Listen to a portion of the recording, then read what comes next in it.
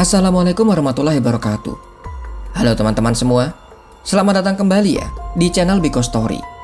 Dan pada video kali ini Biko Story akan mengilustrasikan peristiwa hilangnya 12 orang di hutan Pasaman yang terjadi pada tahun 2015, di mana masyarakat meyakini mereka diculik oleh penghuni gaib hutan setempat, yang ternyata ketika pencarian dilakukan, tim pencarian gabungan juga sempat mengalami kejadian mistis.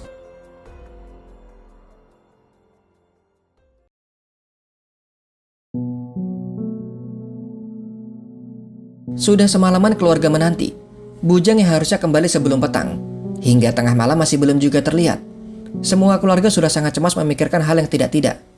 Bagaimanapun bujang masuk ke hutan belantara, yang jika belum pulang sampai dengan malam hari, maka kemungkinan ada sesuatu yang terjadi. Bujang adalah nama panggilan. Nama lengkapnya adalah Juli Effendi. Merupakan seorang pria berusia 37 tahun dan sudah memiliki seorang istri bernama Upia Butet, wanita berusia 33 tahun. Mereka tinggal di Jorong 4 Nagari Tanjung Beringin, Kecamatan Lubuk Sikaping, Kabupaten Pasaman, Sumatera Barat. Untuk mencukupi kebutuhan sehari-hari, selain dari bekerja serabutan, bujang juga mencari kambing liar di hutan, atau kerap disebut oleh masyarakat sebagai kambing hutan. Cara yang dilakukan untuk menangkapnya adalah dengan membuat jebakan atau jerat. Bujang akan melihat di mana jejak kambing kerap melintas, kadang arahnya menuju ke sumber air. Di perlintasan kambing hutan itulah ia akan meletakkan jerat. Menurut sang istri, biasanya bujang akan pulang sebelum petang. Sebagai warga lokal yang sangat paham dengan kondisi di hutan Pasaman, bujang selalu menghindari pulang di malam hari. Untuk itu sebelum hari gelap, bujang akan berusaha keluar dari hutan. Bagi mereka yang sudah hafal dengan medan di hutan tersebut, hanya dibutuhkan waktu 3 jam untuk berjalan kaki keluar. Bujang tentunya adalah salah satu yang sangat paham. 11 tahun sudah ia kerap menjerat kambing hutan. Sabtu malam, tanggal 28 Februari 2015, satu persatu keluarga mulai berkumpul membicarakan apa yang harus dilakukan. Nampak raut sangat cemas dari orang tua bujang juga saudara-saudaranya. Pasalnya hutan di kawasan Sumber menyimpan berbagai ancaman, mulai dari sang raja hutan harimau, buaya, beruang hingga ular berbisa. Sudah sangat banyak kasus warga yang diterkam oleh harimau atau buaya. Bahkan jika bukan hewan buas, keluarga juga cemas bujang tersesat di alam lain. Sudah menjadi keyakinan di masyarakat Minangkabau, jika ada orang Bunian yang mendiami hutan, mereka diyakini tinggal di kaki Bukit Barisan. Esok paginya di hari Minggu, tanggal 1 Maret 2015, bujang dinyatakan hilang. Laporan langsung dibuat ke kantor polisi juga BPBD, yang langsung direspon dengan menerjunkan 15 pencari di awal, terdiri dari polisi, BPBD, Gegana dan juga TNI. Mereka membekali diri dengan kompas dan GPS. Tak lupa sudah menyiapkan perbekalan, karena kemungkinan akan bermalam di hutan. Namun tanpa sepengetahuan tim gabungan resmi, ternyata ada kerabat juga warga yang membentuk tim pencari sendiri. Mereka berniat membantu pencarian agar lekas ditemukan.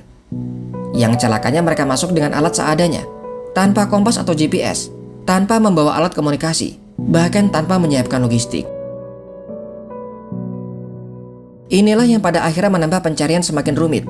Karena baru di hari pertama, ketika 11 orang warga Pasaman masuk ke hutan, yaitu di hari Minggu, seketika itu juga mereka hilang, bak ditelan rimba belantara. Tim pencari kaget ketika warga kembali membuat laporan. Maka kali ini yang harus dicari adalah 12 orang. Mau tak mau pencarian diperluas dengan menambah personil. Ada sampai dengan 4 tim pencari. Masing-masing tim dinamakan dengan seru. Tim seru 1 hingga tim seru 4, yang diisi oleh belasan hingga 20-an orang. Polisi juga melarang warga untuk melakukan pencarian mandiri, kecuali mereka mau bergabung dengan tim resmi, juga mau untuk saling berkoordinasi.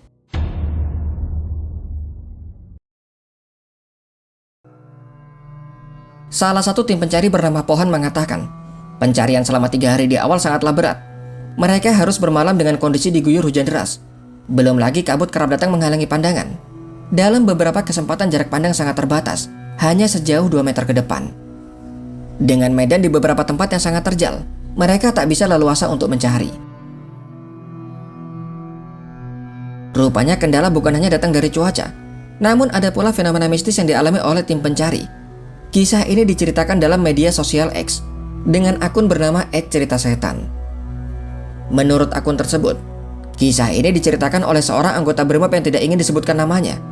Maka untuk memudahkan cerita, admin akan memberikan nama samaran dengan nama Ucok. Tahun 2015, baru pertama kali Ucok bertugas di wilayah Padang. Dan ketika peristiwa hilangnya Bujang terjadi, kurang lebih ia baru bertugas 2 hingga 3 bulan. Ucok kemudian ditugaskan ikut dalam pencarian, yang kala itu ada 11 orang. Sebut saja rekan-rekannya adalah Bon, Joni, Romi, Inal, dan Dayat. Sesampai di lokasi mereka langsung disambut oleh tim SAR. Kurang lebih ada sekitar 30 orang. Di hari Senin pagi sekitar pukul 9. Setelah pengarahan mereka langsung mulai menyusuri hutan. Di awal pencarian 30 orang dibagi dalam 6 kelompok. Sebelum nantinya tim akan dibentuk ulang menjadi 4 kelompok. 3 jam mencari belum ada hasil yang diperoleh. Beberapa tim justru bertemu hewan berbisa. Ada pula yang sempat dikejar oleh babi hutan. Namun semua itu dianggap oleh Ucok merupakan hal yang lumrah. Toh mereka memang mencari di dalam hutan. Hingga siang hari tak ada perkembangan berarti. Mereka akhirnya kembali ke pos pencarian untuk mengambil perlengkapan juga beberapa anjing pelacak. Dan menjelang pukul 3 sore, tim pencari kembali dikumpulkan untuk dirombak. Kali ini hanya ada 4 kelompok. Cuaca saat itu mulai gerimis. Mereka kesulitan untuk menyusuri hutan. Medan menjadi becek dan licin. Dan tak terasa hari sudah mulai gelap. Malam itu gerimis semakin lebat disertai dengan kilat.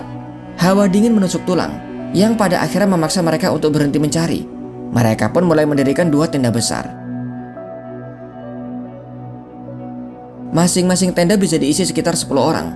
Dan seperti biasa ketika hujan juga dingin, mereka berkumpul ditemani kopi dan rokok. Waktu tak terasa semakin malam. Di sekitar pukul 10 Ucok melihat ada yang keluar dari tenda sebelah. Nampaknya akan buang air kecil. Ucok masih lanjut mengobrol bersama anggota tim lain. Namun tak berselang lama nampaknya ada kegaduhan di tenda sebelah. Ia juga menyadari orang yang tadi keluar dari tenda sebelah ternyata masih belum juga kembali.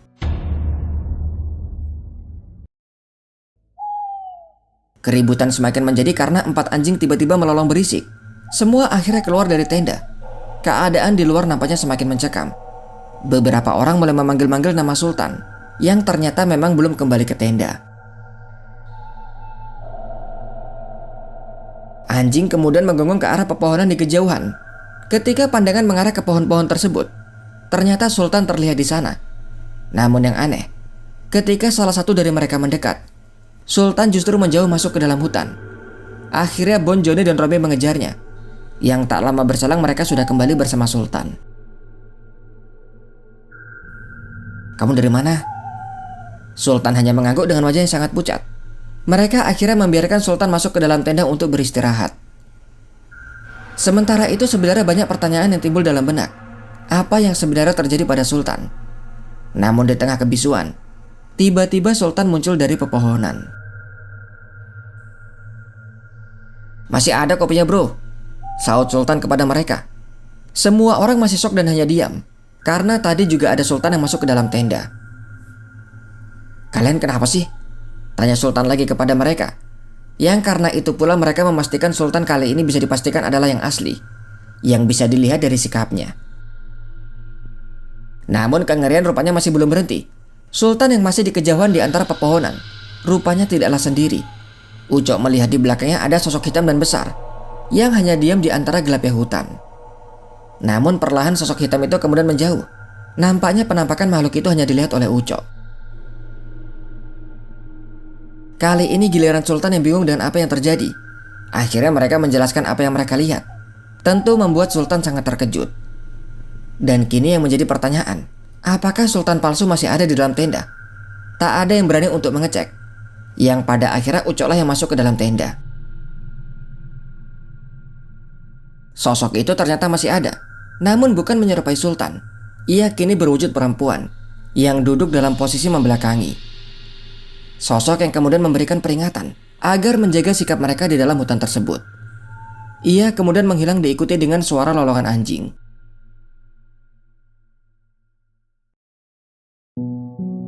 Singkat cerita, masuk di tanggal 3 Mei 2015, posko pencarian menerima laporan jika Bujang ditemukan. Kala itu sudah pukul 8 malam. Kini pencarian justru beralih kepada 11 orang yang awalnya harusnya mencari Bujang. 4 hari Bujang menghilang di hutan. Kepada keluarga, Ian mengaku tersesat karena tiba-tiba muncul kabut yang sangat tebal, sehingga ia tak bisa melihat arah jalan pulang. Tanpa perbekalan sama sekali, Bujang terus berjalan mengikuti instingnya, menyeberangi sekitar 7 aliran sungai, melewati jurang terjal hingga akhirnya sampai di sebuah ladang yang ternyata milik masyarakat Jorong Patamuan, Nagari Muaro Sungai Lolo, Kecamatan Mapatunggul Selatan. Karena kondisi Bujang lemas dan agak linglung, ia diantar ke kepala Jorong Patamuan agar bisa beristirahat semalam. Masyarakat meyakini Bujang yang tersesat diselamatkan oleh orang Bunian. Pasalnya tanpa perbekalan sama sekali, Bujang bisa melewati 7 sungai, menempuh pendakian dan barisan terjal jurang, melewati lebatnya hutan belantara yang diperkirakan jaraknya 10 km. Lalu bagaimana dengan 11 orang yang hilang? Hanya berselang sehari setelah Bujang ditemukan, 6 dari 11 orang akhirnya juga ditemukan. Kondisi mereka lemas dan kurang cairan, luka bakar dan luka gores di sekujur tubuh. Mereka kewalahan melewati rimba bukit barisan. Keenamnya berhasil selamat karena melihat jerat yang dipasang oleh Bujang, sehingga yakin sudah dekat dengan pemukiman. Terus berjalan, mereka akhirnya sampai di rumah seorang nenek. Sementara untuk kelima orang sisanya, salah satu dari ke-6 orang yang selamat tersebut menceritakan, awalnya mereka menaiki bukit bersama-sama. Seluruhnya utuh berjumlah 11 orang. Namun kemudian di tengah pencarian, jalan mereka terhalang oleh sebuah sungai, dan kebetulan ada satu dari mereka yang tak bisa berenang, yang pada akhirnya diputuskan 6 orang menyeberang, sementara 5 orang termasuk yang tak bisa berenang akan mencari jalan lain. Dari situlah mereka akhirnya terpisah. Lebih lanjut, admin tak bisa menemukan berita apakah kelima orang tersebut bisa ditemukan. Sehingga jika teman-teman mengetahui informasi lainnya atau terdapat kesalahan dalam video, silahkan berikan komentar kalian. Sampai di sini kisah dari admin. Sampai jumpa kembali di video selanjutnya.